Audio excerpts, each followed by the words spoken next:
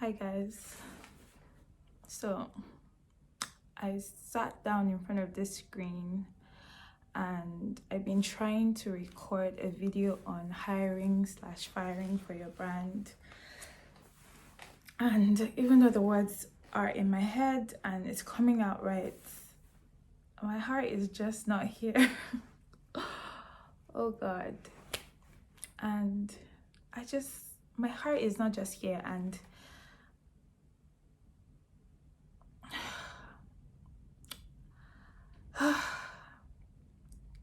the last couple of days has been tough. And I haven't cried once. I feel like I've been bottling a lot of things inside, and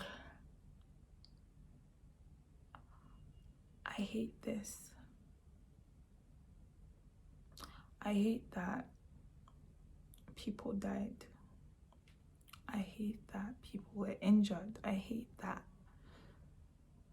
our country has no regard for life.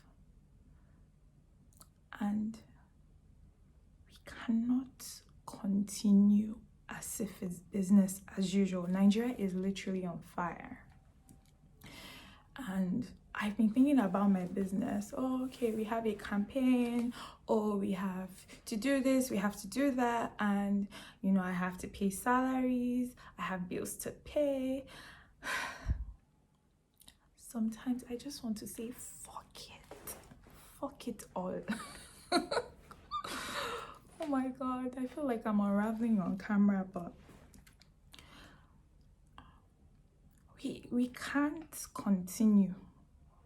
Do you realize that if we go back to business as usual, it's only going to get worse? It's going to get, and how much worse can it get?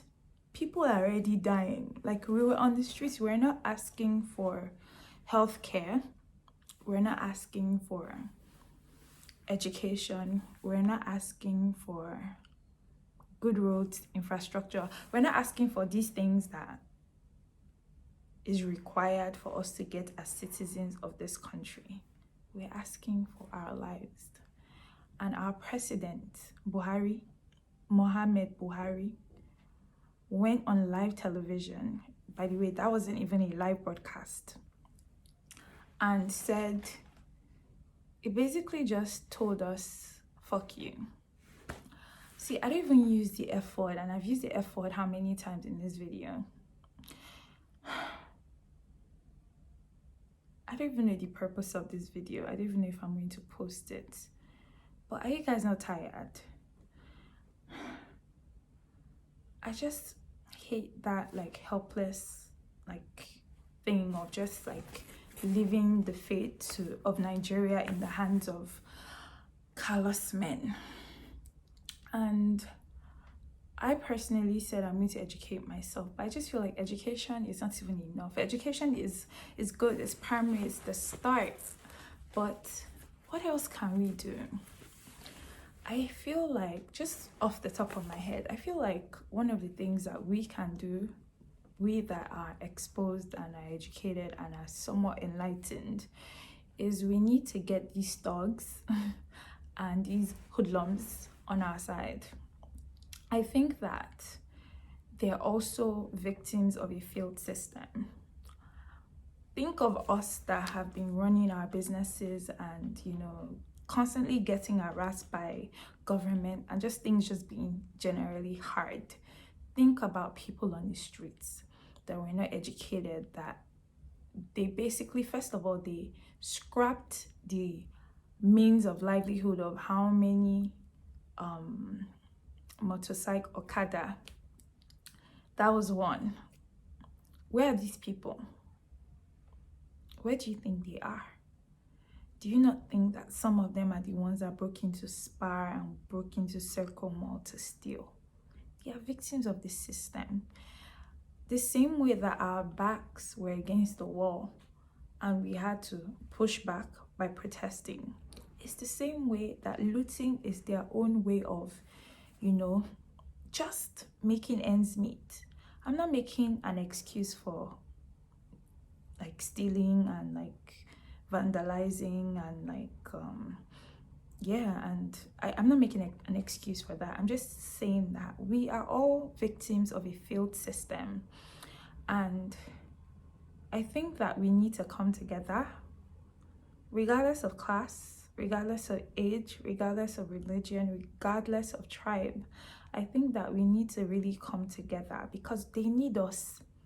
See, there was one time people were like, oh, votes don't count. But think about it. If votes don't count, why would Tinubu park a bullion van in front of his house and be sharing money a day before election?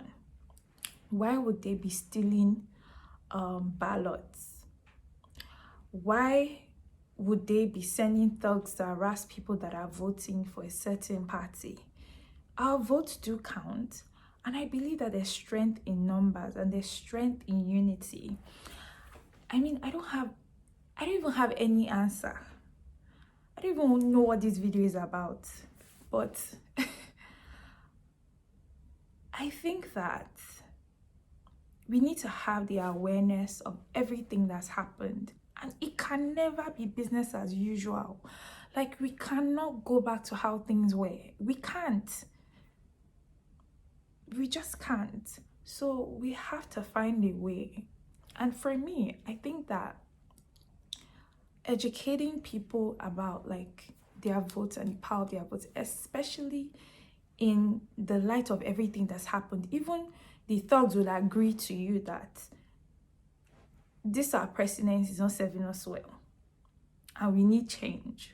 So I think that we need to start with education of the mass.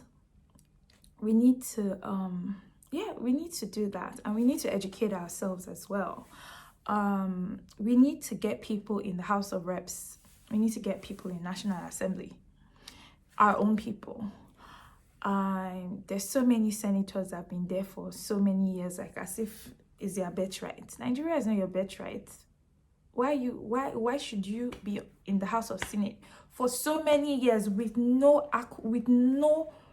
nothing to show for it? We're still, look at where we are. We got independence from colonialists, from the British colonialists, only to be colonized by our very own. They basically just took over where our oppressors stopped. Things have to change. Look at the history of Nigeria.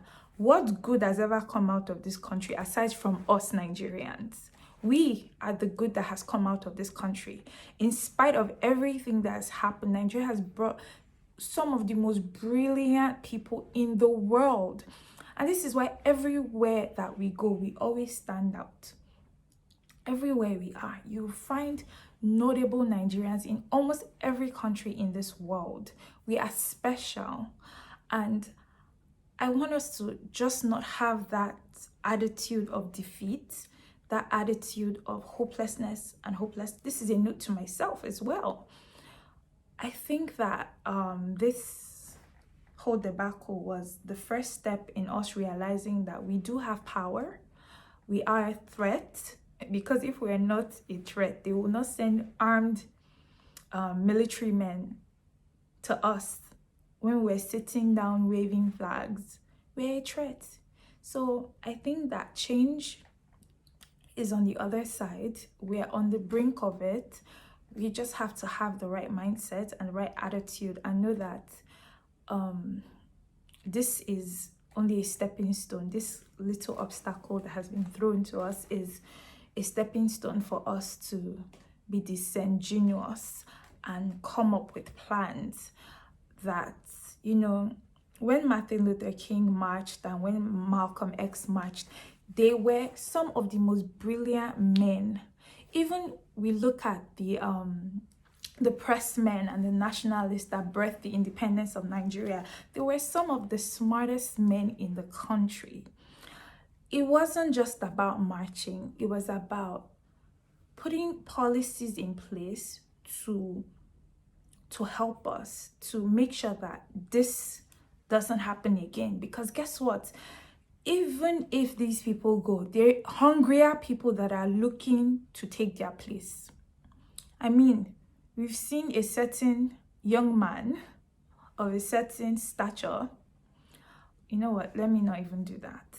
I'm not gonna call names, but we've seen people, youth like us, compromise and, you know, start like changing the narrative and like giving people a different narrative just because I don't know how much they were paid, whatever. But what I'm just trying to say is that we have to sit up, we have to be smart, and we can't take, we're not defeated. This is only just the beginning. This is the first wave.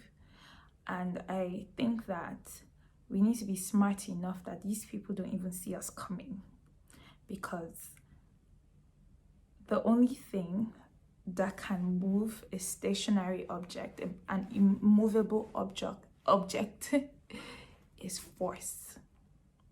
So we have to force some things into place, and our weapons are not guns, they're not cutlasses, they're not hoes. Where our weapons are our minds, and we proved that in the last couple of days. So we need to engage our minds, we need to form collectives and think tanks, and just make sure that we're planning towards a new Nigeria. I don't even know if this helps,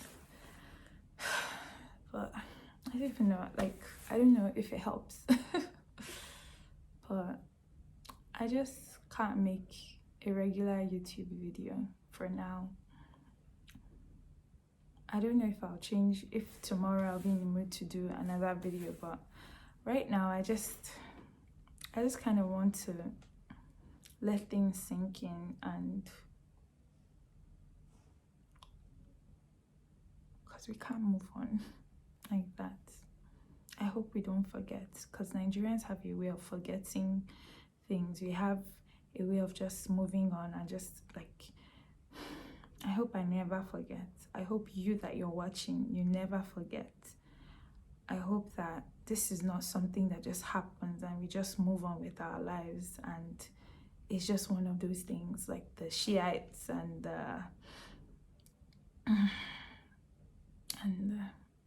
don't even know, because see us, we're so unaware of everything outside of Lagos, but so much has been going on. Imagine the things that social media did not record.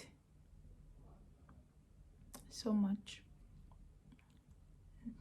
I hope we don't forget. I really do.